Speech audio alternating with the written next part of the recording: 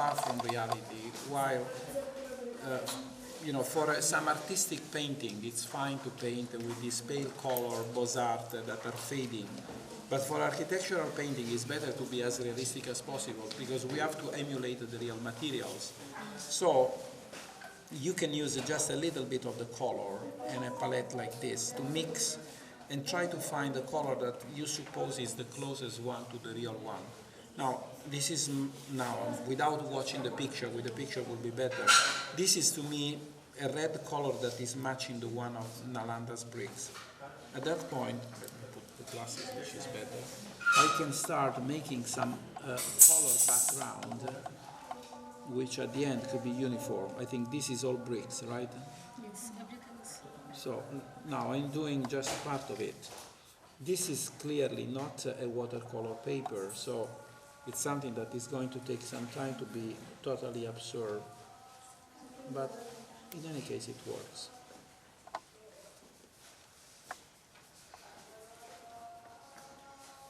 The background doesn't need to be uniform, obviously. This is also brick. Yes, yes.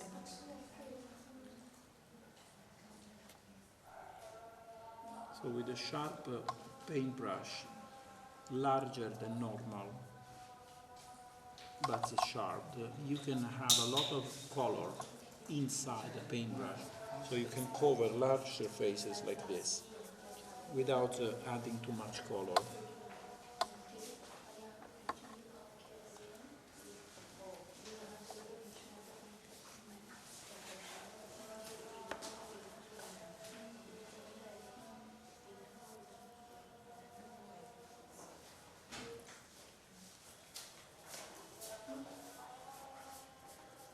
I'm not coloring everything just for the sake of brevity.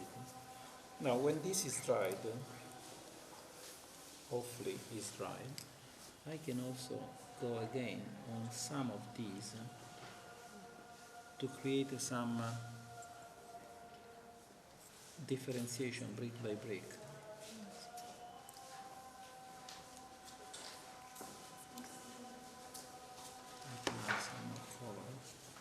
When I know what is the right mix, I can use always the same color to regenerate.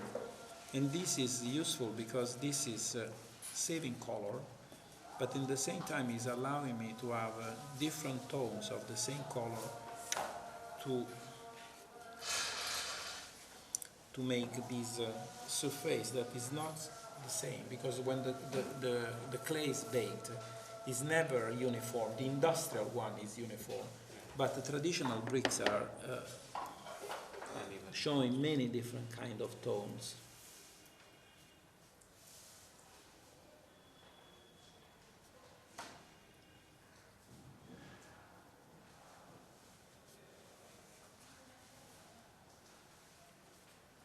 So you can have some lighter, some darker.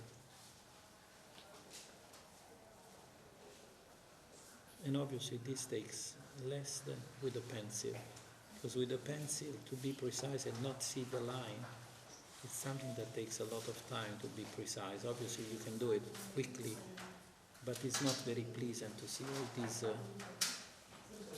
lines of the color appearing. This allows you also to leave some lighter color for the jointure of mortar.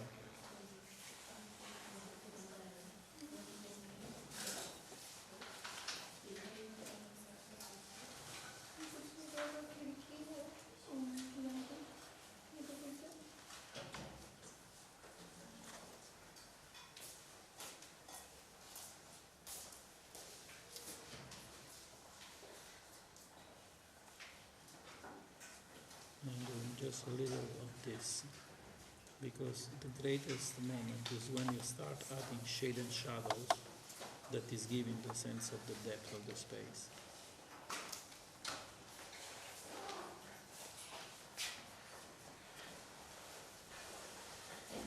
Obviously you have to wait for the surface to be dried to be sure that we are not making, we are not compromising. I'll add also something here, because here it will be cool to have the shadow here.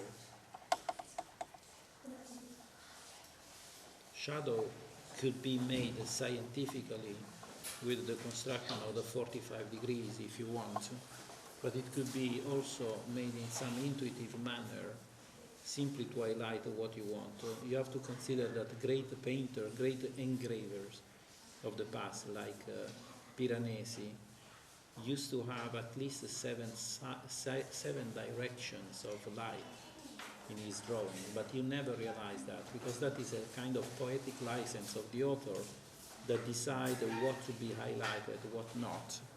And so he can play with the shade and shadows in order to highlight what is extremely important to be underlined.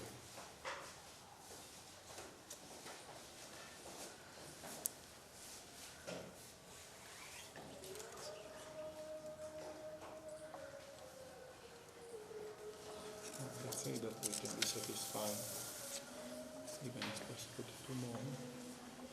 You need to wait for that to be dry, because this paper is not the best one for watercolor.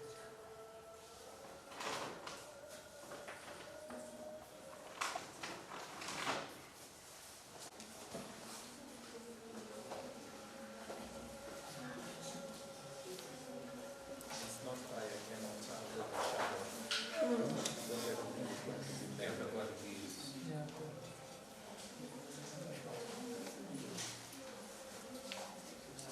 I'm not going on the surface where I would like to add some shadow.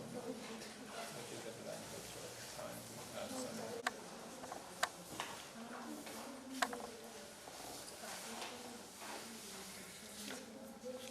Yeah, because I don't want to damage the original. Because at the end, this will make a project for a war place.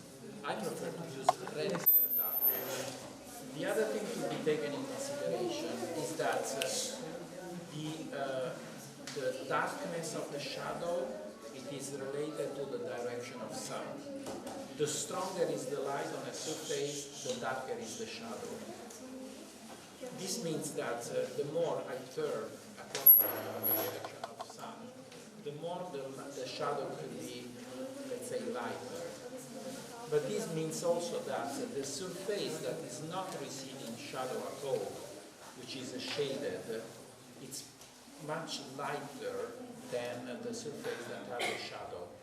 So shade is made with the same color you use for shadow, but much lighter. Okay. Now it can be almost satisfied. So now I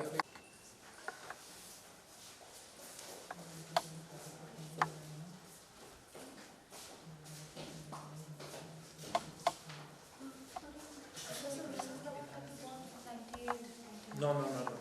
That is the little paintbrush there. So it's very ergonomic. Yeah. Looks like compact. Yeah, actually, like that.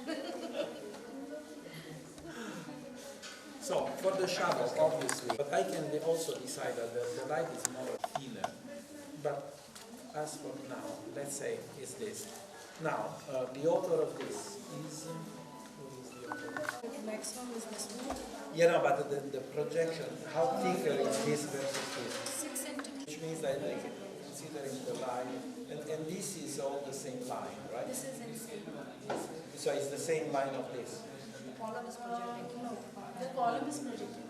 Others are in this one. So it's projecting up to here. Yes. And then this is flat like that. Yeah. So I have a shadow like this here, right? So I have this. And then what is that exactly? Because there is a line. Again, this is the line projection. This is a projected one. So The this is same- the project. same So is there is on the layer of this. layer of this one. on top. And how?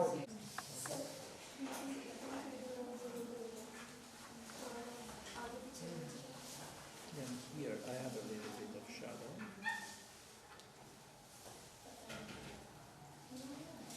And here now I'm going to have some shaded surface, because if the light comes like this,